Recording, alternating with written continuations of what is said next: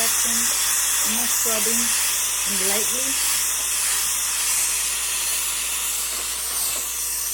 lightly using this little brush. Using this angle to together. But it's a light scrub. Very light, barely. Because I don't want to go too deep into the wood. I did that already in the kitchen cabinet and it's not good. So I'm really learning the different techniques to not damage the wood.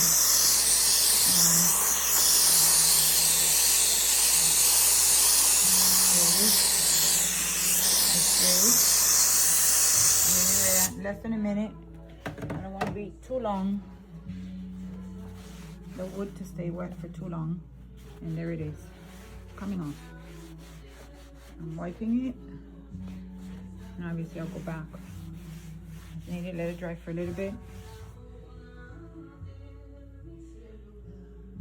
And this is, to me, a wow.